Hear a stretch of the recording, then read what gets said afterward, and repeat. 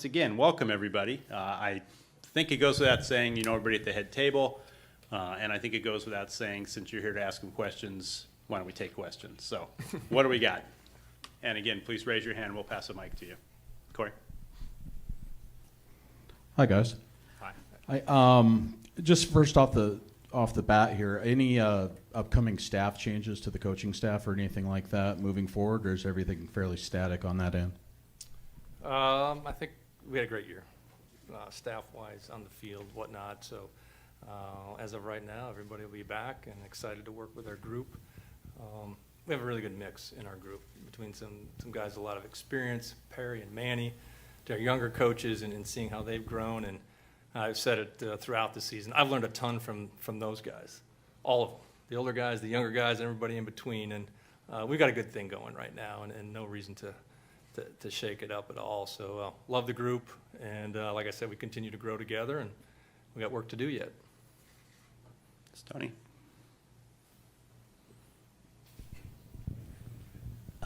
Just a general question for Justin and Jerry. What do you see as the major areas where you need to improve to kind of take the next step, and how active do you expect to be in the markets, free agent and trade in the offseason? I work for Jerry, so the answer is very active. I think we need to get better. We had an awesome year. I think everybody up here will say that 10 times today. Really excited about the progress we made. We also finished 16 games behind the Astros or whatever it was, so the goal is not to get to the playoffs. The goal is to win the World Series, and we want to get better, and that means better everywhere. I think we have high expectations for the group that we have to get better, and we also know that we probably need to augment the group a little bit. So that could come by a trade, development, free agency, but I do think we want to get better. Really, I echo that. And we will be active. We know there are a couple of holes to fill on the team, regardless of what we do. The bulk of our team, what our 2023 team will look like, is already here. And that's the most exciting part of this. And, you know, what we've done throughout this process over these last 3-4 years especially is build something that has sustained value. And our team, it's young, we're fun, and we do have more coming through our system, and we think that there are impact players on the way. And I love the makeup of this team, and there's no reason to turn too much soil here. We have a really good young foundation to build on, and we'll continue to find ways to get better. Nico? This question's for Scott. I can really go for anybody, though. Obviously, you realized in the moment how special it was what this team achieved, but now that it's maybe been a few days, has anything settled in, any reflection sort of thing, like, okay, we did something that hadn't been done in a while, and how great that all was? Yeah, we ended the drought. And I think that's the thing that stuck in my mind. You give it a couple days and, replay everything that happened throughout the playoffs and what could have gone our way, what didn't go our way, things like that. But at the end of the day, ending the drought was a huge accomplishment organizationally and for our team. And then just taking the next step as well and winning that first playoff series was huge. So it's starting to sink in. There's so many great moments throughout the season, but the last couple of weeks were pretty special around here. And I know our team enjoyed it. I know everybody in the organization enjoyed it. But what excited me most, and I said it after that final game, our fan base, thoroughly. They were so into it. It was so exciting to see what this city can be when we put a quality team out there, quality product. And we're only going to get better. I really do believe that. Great. Justin, as you talk about augmenting the roster, and certainly I think trying to improve the offense is probably at the top of that list, second base in particular. What are you guys looking for? I don't know if there is a type of player, but good, bat to ball skills on base. What does this offense need at this point? I learned from Jerry a long time ago that there's more than one way to be a good offensive player. I don't think we're going to limit ourselves to just a bat the ball guy or just a guy who controls the strike zone or just a guy who hits homers. There's a lot of different ways to be a good offensive player. There's only so many second basemen available, and so we, whether it's Adam Frazier, who was with us last year, or what the marketplace will offer either in trade or free agency, just looking at the best fit to help the roster go. And you could be a good offensive player in any number of different ways.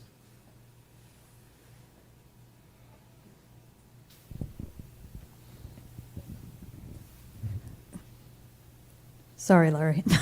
He likes me That was best. power move. That was awesome. If only Larry knew someone over here.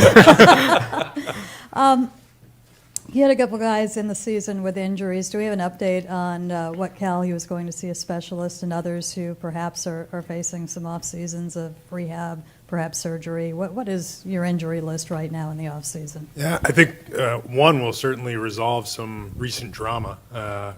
Jesse Winker was not with us on the line because he was having surgery in New York on his left knee, and we're also expecting him to have a procedure on his neck. And the injuries he was dealing with at the end were very real, and obviously enough so that he was not traveling with us during the postseason and was rather spending 7 days of his time in New York getting that resolved. So that's number one. Julio has the tip of his finger, a very similar injury to what Gino experienced back in Anaheim. Believe that came on Saturday night. That was found in his exit physical on Monday. That'll resolve itself without any consequence in about a month, we think. Andres Munoz is going to require, and he's had an issue with his foot all year long that periodically would bother him. He's likely to undergo a procedure to resolve that issue, which may take a little longer than the other guys, but we don't expect it to affect his 2023 season. We are, oh boy, there's quite a few. It's, Cal is seeing a hand specialist. He had a torn UCL in his thumb, and I'll say, in addition to the growth that Cal showed on the field, the physical and emotional toughness that he showed in the final 6 weeks of this season when he was playing a lot, and especially in September when he was playing through, pretty painful injury, especially when you catch baseballs that are flying at very high speeds with unpredictable movement. Can't say enough about the job that Cal did and gutted his way through it and had huge moments for us. There are other minor issues, nothing that we would consider major beyond those that I just mentioned.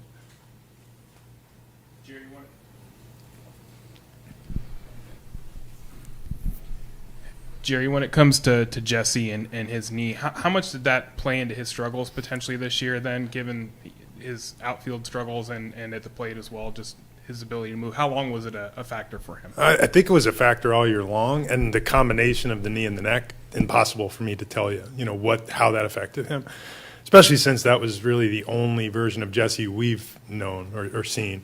This guy was an awesome offensive player for the 5 years prior to this, and obviously did not have the offensive year that he expected or that we expected.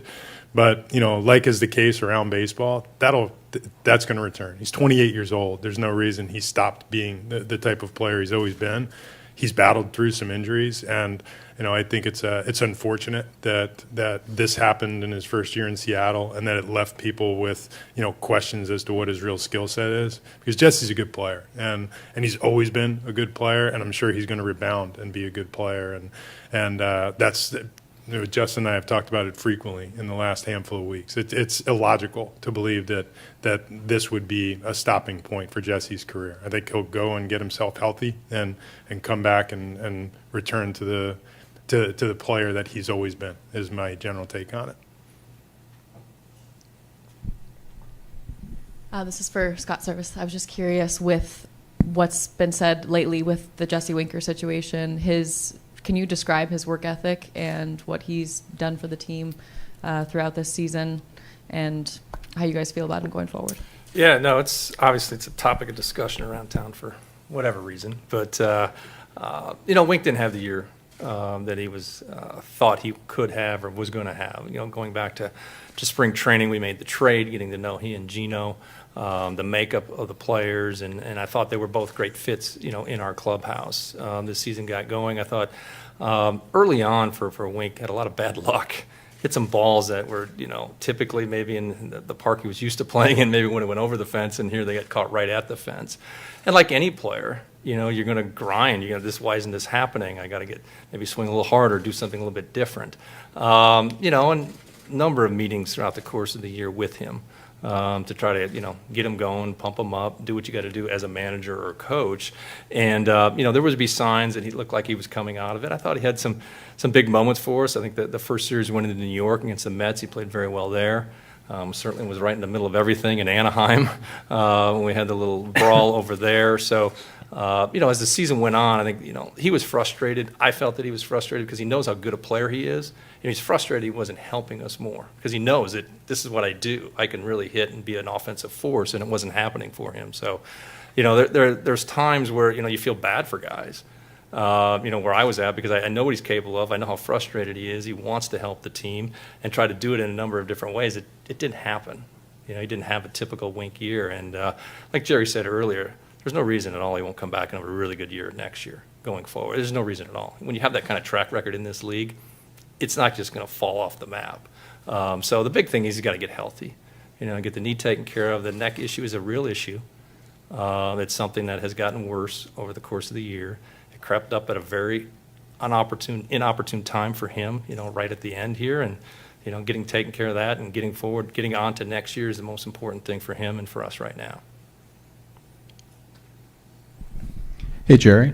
Hi. You had a couple of pitchers really blow past their previous season's workload in terms of innings, George and Andres specifically, and I haven't looked at Logan's numbers, but I assume maybe he's close to that as well. Would there be any plan in place potentially to slow play those guys in spring training and to maybe ease them into Cactus League games a little bit later in the schedule just to, build in a little bit more rest time? I would say with Mooney, that's likely, and it's not really because of the workload he carried on the mound, but more, wanting to make sure that we allow his foot issue to resolve itself and not put too much your feet are responsible for a lot. They carry your weight. So we'll make sure that he is in a good place before we send him out to start building his innings progression. And it's far less concerning with a reliever. A reliever, you can get your 6-8 outings in spring training and you're good to go. The starter's a little bit different. There's only so long you can wait. And, my general take on George is we said at the All-Star break that we were going to manage his innings as best we could. We were going to let him and his body tell us. And if his last outing is at all reflective of what his body was trying to tell us, it was pretty convincing, hey, I'm okay. And it was remarkable to watch him all year long and, how easily he assimilated to what happens at the big leagues. He never stopped just being George Kirby. And I think the concern with where his innings were, it wasn't a concern for George. It became less and less a concern for us as he went. We tried to govern it as best we could on the front end, and still he blew right past that inning total, and that was inevitable. But the fact that he was still so strong at the end, I think portends really good things. Tim? Scott, I want to circle back to Jesse for just a second. With what you saw out there this year between Jared in left and Sam and wanting to progress, probably Jared especially, going forward, do you see a role for Jesse going forward into next year? Yes. Why wouldn't I? I think, again, this has gotten blown out of proportion with what's happened here in the last 24, 48 hours. Jesse Winker's got a really good track record hitting in this league. He is. Are there some things he needs to improve on? Yes. There's no question about it, and he'll be the first to tell you. So I think there's a spot for him on this club going forward. There's no question about it. And, again, I'll take all the questions you want, but the answers are the answers. Nothing's really going to change there. Pam? Scott, with Julio's back in particular, what's the level of concern going forward there? And then, I guess, two-part question. Broadly speaking, what are some general offseason goals for him kind of heading into probably an important winter for him? Julio, yeah, it's what a season, really, from how it started to, what he did through the middle of the season, the home run derby, the back issue crept up late and he had to deal with that. I mean, he learned a lot this year. I think the biggest thing for Julio right now, just have some downtime. Stay away from people. It's been crazy. Everybody is just on him. And you really saw it pick up before he even went to the All-Star game, but afterward it really picked up. So just to kind of let him exhale a little bit, spend some time with his family back in the Dominican, be a kid again. He's only 21. But, health-wise, no concerns there going forward. I know that the finger, the freak thing sliding in the game Saturday night. It'll be a couple, 3 weeks. I don't think Julio plays a lot of golf anyway, so it's probably not going to affect him there. But, he just needs to have some downtime, get his body feeling good again. He went through a lot. He's never played this much baseball. Certainly at this level, the intensity and the emotional toll that it takes on you when you go through a season like that. But, wow, so I'm kind of proud of him, and thank God we got him signed as long as we did. It's going to be fun to watch. Stoney? Last winter, there were a bunch of big-name shortstops on the market, and Jerry, you came out early and said JP was your shortstop for the next year. Once again, there's a bunch of big-name shortstops. Are you prepared to say the same thing, or would you consider moving JP to second if you could land one of those shortstops, or where do you stand on that? Our great preference would be that we could land a shortstop that would like to go play second base, but we're not going to close the door to anything in that regard. JP is our shortstop. He's an emotional leader for us. We feel like he does a very good job in anything that we ask him to do. And, I know he was banged up at the end of the season as well and dealing with a knee issue of his own. But, it's a long season. And, JP, from the time he stepped on the field here for the Mariners, has done nothing but make positive contribution. I think he connects with our fans in a way that very few players in the course of my time here have connected. I think he has a way of elevating the emotion of our team in a way that very few in our clubhouse have the ability to do. So, he'll line up for us opening day on shortstop, and the goal is to find someone to put around him. And if we do find someone who plays shortstop, that person could very likely move to second base. But that's a discussion for then and not now. It's JP is our shortstop. We signed him to play shortstop, and that's what we intend to have him do.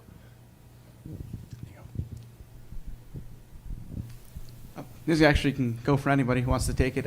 When it does come to free agency or whatever it might be this offseason, how do you balance the dynamic? Obviously, you had a really good team to achieve what you did and had really good chemistry. We all saw that. How do you balance that with some of those moves and improvements that you would try to make this offseason? I'd like to kick this one to Tim Heffley. No, I think, Justin, why don't you go ahead? I think it's really hard to ever know truly what someone is like in the clubhouse until they're in your clubhouse. We spend a lot of time doing our homework about the type of person we're acquiring, either signing or trading for, to try and make sure they fit the group dynamic as well as we could. I think that it was very easy to see this year that the group really cared about each other, that they invested in each other, they invested in the idea that this was going to be the team to do something special, something that was long overdue here. It's hard to put that on a number and say you're giving that a 10% weight on something or a 50% weight or a 100% weight. That's kind of where me and Jerry and our baseball ops group and Scott have to use our gut a little bit about how much we want to weigh shaking it up versus what we think might help our group. There is no math equation for that. That's just kind of gut feel and instinct on what is worth it and what you're getting versus what you might be giving up. For Scott, what did you see out of Kelnick down the stretch of the season, and what kind of headspace is he going into the offseason with? Yeah, I saw a different Jared. We called him back right at the end. I thought he did a much better job of, staying in the moment. And when I talked to him when we recalled him at the end, and I was excited to see how it was going to play out because he made some good adjustments in AAA. But you never know. The pitching's so much different. Can he carry it over? Can he slow it down? Can he stay in the moment? And the thing we talked about is really what's going to define his season. Like, he had a sample size of at-bats early in the year. His batting average wasn't going to change a whole lot, no matter what he did the last week or couple weeks he was up. The home runs, all the statistics. But the one thing that could change is if he would allow himself to buy into team and win the game. Do whatever you can to help us win the game every night. That's exactly what I said to him. Whatever, it might be making a play in the outfield, stealing a base, taking a walk, might be getting a big hit. So get away from the batting average and all the offensive statistics that everybody is tied to and just be a good player. And I thought we saw that. The at-bats were much more competitive. He was laying off pitches. And there was times throughout the playoffs, the intensity's high, the moment is big, that it reverted back a little bit. That's very normal. That's what happens. But I thought we saw a lot of good signs as far as the emotional maturity come. And it's only going to pay dividends for him down the road. The experience that our young players had going through what we did is huge. I can't say it enough. I'll be talking about it all spring. It'll pay huge dividends for us down the road when they go through these moments throughout a regular season. Well, Scott, you talked about how good the clubhouse was. Is there any specific type of personality that it could use? Something that you didn't have that you would like to see it have? Our group's pretty cool. I mean, I don't know what you'd be looking for. I mean, we had a little bit of everything, very diverse group. As far as their backgrounds, where they're at in their careers. I've often talked about how critical it was that we added Upton and Santana. And Upton wasn't here very long, but he made a big impact on our clubhouse at that point in time. Just getting players to recognize somebody from the outside coming in who had experience, who had a name, had clout. Hey guys, this is what I'm seeing. Why don't you guys do it this way? Because this is what good teams do. And he wasn't afraid to express those opinions. And Carlos Santana, when he came in, blew it out of the water. And Carlos is much different. He's not going to be a big, loud guy up front, but the one-on-one conversations. Seeing Carlos sitting next to Gino Suarez, and then next to Cal, and then next to JP, and then Haniger. Go down the line. And, like, it's amazing when he's played that long. He's been on a lot of really good teams. He knows what it's supposed to look like. And I give him a ton of credit. And one of the conversations we had early on when he was here, he came in my office one day, and Carlos likes to talk. It's usually a 20-minute to 30-minute conversation, but it's all good. And we were talking about, we need to enjoy the wins. We need to celebrate the wins. It's really hard to win in this league. You guys, you have a young team. We need to have, I said, Carlos, amen, brother. Celebrate them. Coaching staff does in our own way every night, okay, after we win a game.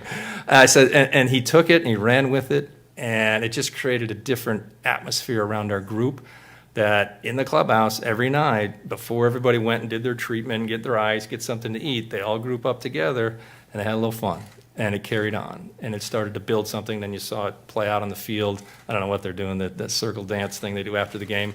But it all came from, like, veteran players. And it wasn't his idea, but you throw that out there, and you let JP or, whoever, Ty, run with it and come up with these different things. And Gino, and it just galvanized the group. It really brought them together. So who's going to be that guy next year? Are these guys all going to be back together? I don't know. But there's so many of them that will be back with us going forward, and they realize how valuable, how important that is. We got a really good group. That's all I can say. And it's taken a while to get there. It really has. But these guys, they truly care for each other, and that's what's fun. It's fun to come to work every day when you're working with those guys. Hey, Jerry. You specifically made two win now moves that really paid off for you this year. More than that, probably, but getting Gino in spring training and then making the trade for Luis Castillo. To do that, you probably had to swallow hard and deal away some players you didn't necessarily want to deal with. It's part of the business. I get that. Where would you sort of say your farm system is as of today after all those moves? It's going to sound like we're disillusional, I guess, but we don't think we took that big a step back. We graduated a number of players to the big leagues. We still have a very young core in the big leagues, and over the last two seasons, graduating the Cal Raleighs and the George Kirbys and Logan and Kel, it starts to add up, and it starts to take away from, let's say, the third-party rankings, the Baseball America, the Baseball Prospectus, .com. We may not rank in the top 5 like we have for the previous 3 years, but what we have right now is we have a flood of talent at the low end of our market, of our system, that are somewhere between the ages of 17 and 19, 20 years old that are all playing at the short or initial stages of their professional careers. And those guys generally don't get captured on the prospect lists. And, if Fangraphs is a great example, they usually don't recognize that player as being more than a future 45 until they've done something at the high A or double A levels to cross that bridge. We think that group of players in our system, the Cole Youngs and the Tyler Locklears, the Harry and Walter Ford, the young group that we had come out of the DSL this year was phenomenal. Very talented young group with Michael Arroyo and Las Montes. And, that is the best part of our development system. I can include Gabby Gonzalez. There's Axel Sanchez, who really took off after we made the trade with Cincinnati. So many young players that have come through our Dominican Academy that really have a chance to make big hay in these next 2 years. So we don't view our system as having taken a big step back. We just got younger. And we think in time that the systems will start to pick up on that as well. Shannon? Kind of along the lines of what Corey asked earlier, you made it through the season and then something largely with just 5 starters. That doesn't happen very often. What do you need to do to safeguard against what historically has happened when that happens? And also, Matt Brash, is he inked in as a reliever in 23, or is that door open for something else? Well, I rarely write an ink, but in general, Matt made such an impact in our bullpen, and his stuff it's overwhelming. I think he enjoyed being a reliever. I know that in the long term he would prefer to be a starter, but I once had that conversation with Edwin Diaz, and I think it worked out okay for him too. But we have 6 starters right now as we prepare for 2023, and that's not counting Matt. So we're not likely to run a 7-man rotation, and we don't see Matt Brash needing more time in the minor leagues. So right now the great likelihood is, unless we do something significant moving pitchers out, that Matt will come in and likely break camp with us as a reliever. But it's not to say he wouldn't be a consideration to go back to starting if we incurred an injury, if somebody goes down. I will also say that is an area where he can make a huge impact. When you've got Brash and Seawald and Mooney and Swanee, the guys who've been down there, Murph and Festa, these guys had a great year. And Matt's the youngest with I guess it's shocking, but he's older than Mooney. But those guys are incredibly talented. Matt's one of them. The way we ensure against the pitching, it's very unlikely we're going to go through the season with 5 or 6 starters. You're typically going to use somewhere between 8 and 11 in the course of a season, and we're prepared for that. Maybe the part of our minor league system that I didn't mention, because it's not it's not as exciting as the group that exists at the lower levels of the system. We still have quite a bit of pitching in the middle upper part of our system with guys like Bryce Miller and Emerson Hancock and Taylor Dollard, who we feel like can really make contributions. Huge step forwards this year for Isaiah Campbell. We think guys that are on the come, Brian Wu and Adam Macco, that can really step in. But as it protects our staff, most especially Miller and Hancock, Wu and Dollard, really provide us with an internal depth that we haven't had in years, where we can feature 6 in the big leagues, another 4 at the upper end of the minor leagues, and there's always minor league free agency to back that up. But I can't imagine that we're going to attract too many high-end starting pitchers who want to come on and sign up to be a long reliever for the Mariners. And that's not to dismiss the potential of doing something with the pitching, but that's not our first focus. This is for Scott again. Obviously, your first experience as a manager in playoffs. In this Houston Astros series, it was so close. I think it was all but 8 innings that were either you were tied or in the lead. What do you take away from that? Is it do you mostly chalk it up to playoff experience with your younger guys, or is there something else that you kind of take away from that? Well, I thought we played really well. I don't think we let a couple games get away from us. And we had a lead, obviously, in the first game. But I was really proud of the way we played. Our club never looked nervous. We didn't look tight. We just played. And obviously, we swung the bats very well in game 1 and didn't do much after that. It's a credit to their pitching. And there's been times when I felt that maybe we chased too much or we weren't disciplined and we didn't do what we normally do. I didn't feel that way at all in this series, the last 2 games. I credit their pitching. They were that good. Looking back on the Astros series, again, I thought we played very good baseball. It was a matter of 2 or 3 swings at the bat that really flipped the series, won the series for them. They got the big hit at the right time, and that's what happens in the postseason. We had a few of those in the Toronto series. We didn't have hardly any at all in the Houston series. That's what it comes down to. But, again, I talked about our players, coaching staff, myself. You learn a lot going through it. You learn a lot about your team. You learn a lot about yourself. How you deal in those moments. But I talked to Jerry and Justin right after the whole thing was done. I had a blast. I really enjoyed it. And, everybody's like, you got to enjoy it. It's so hard to get there. I really did. I really did, and I felt our team did as well.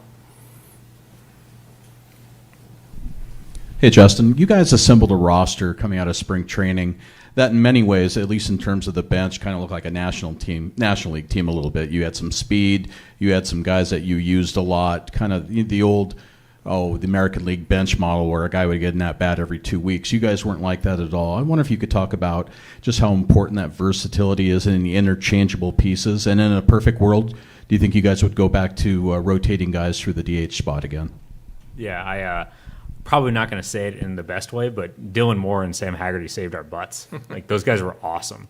And we had the unusual situation of really not having a starting pitching injury this year, and we had a boatload of position player injuries, and their versatility saved us all year long. The ability, think about the times when, whether it was through suspension or injury, we were missing key position players, and wherever we needed it, Dylan was in that spot for that day. Dylan had an awesome year, and when Sam came up, I think it was in June, really changed the dynamic of our team with his speed off the bench.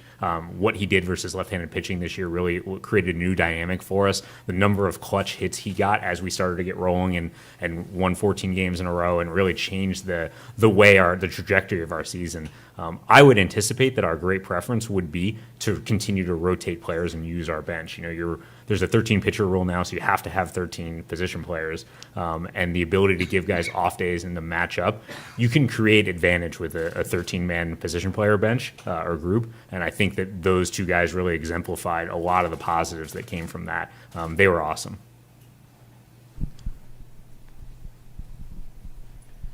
Jerry, just a few more injuries from guys that weren't with you here at the end. Sam Haggerty, Casey Sadler, Tom Murphy, Ryan Barucki, Evan White, and Kyle Lewis. How are those guys? Where do they sit in the outlook here for you guys as you head into the offseason and get ready for next year? Most of them are still injured, so that hasn't changed. I guess the most notable of those not injured is Kyle.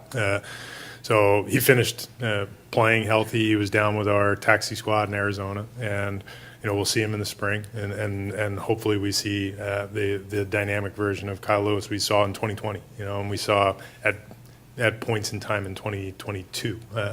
But it's been a tough road for Kyle, and he is a very talented player that can change the course of what your lineup looks like if he shows up ready to go. Hags is going to need to address his injury issue in this offseason. That's still a work in progress. Evan is once again rehabbing his core area, we'll call it.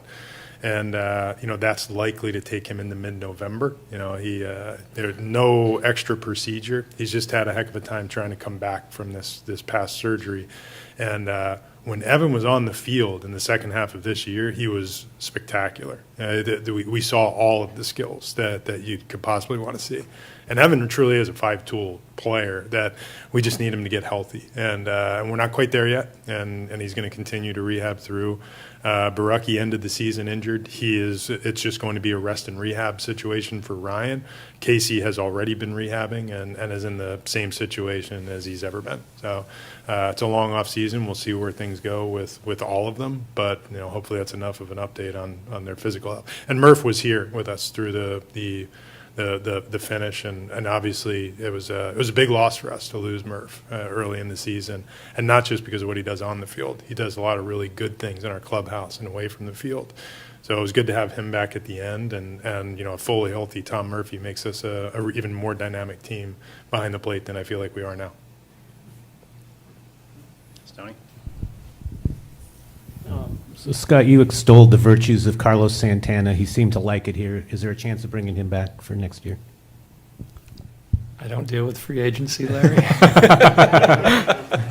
gentleman on either side. I preferred Scott answer the question. I love Carlos. I'd love to have him back, but it's business. We all would.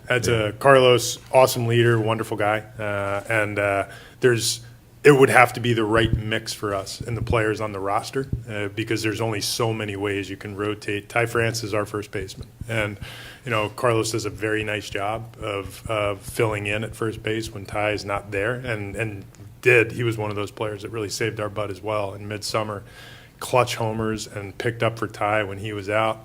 That being said, with a rotating DH, or even if we committed to a DH, the various players that we've already talked about, Carlos Santana, Jesse Winker, Kyle Lewis, there are a number of guys that will ultimately be factors in working through that space. And while I wouldn't commit to anything. We would love to find a way to bring Carlos back. But in order for Carlos to be back, somebody else would not be here. And that remains to be seen. Not all of them can come back.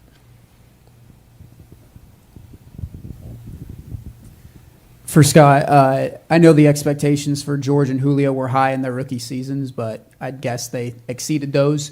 What's the logical next step for them in year two?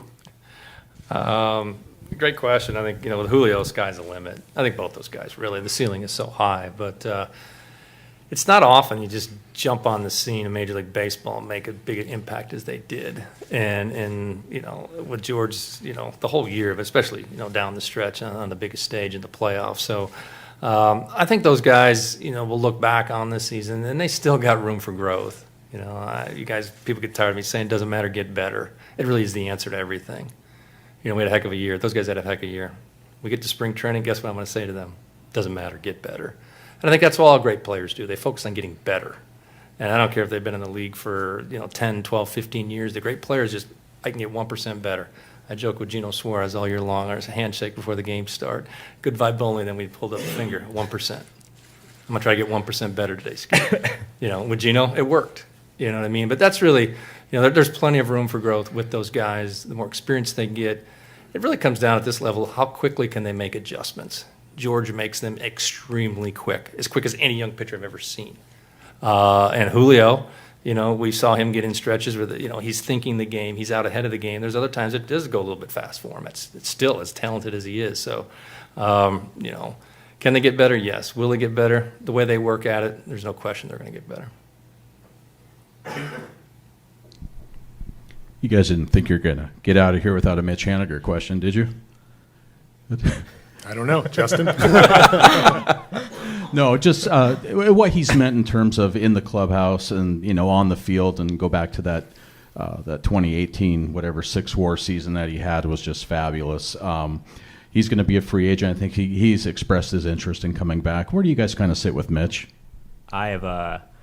I was thinking about this the other day when I was downstairs, and I gave Mitch a hug and thanked him after the last game. My time here is roughly run concurrently with Mitch's. I think we traded for Mitch about a month after I started, and I voted yes on that deal when we did it. I loved Mitch when we acquired him. I love him today.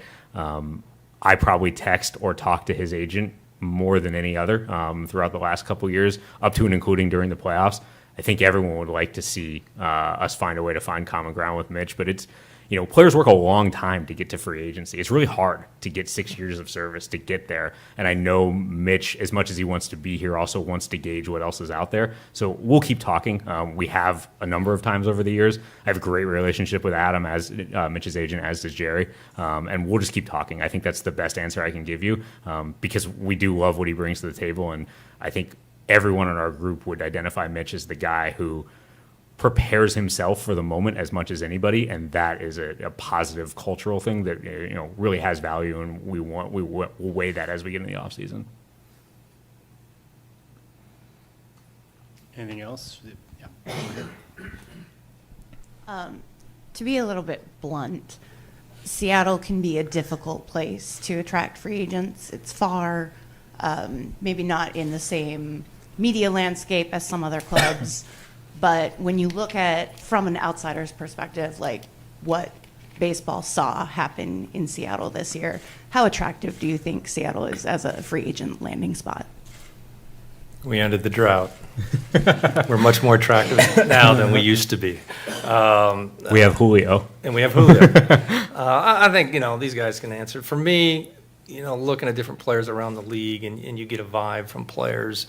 And the vibe that I got from other managers, players, coaches on other teams is like we have people's attention. People know we have a good team, and then we went out and proved it by ending the drought and winning a playoff series.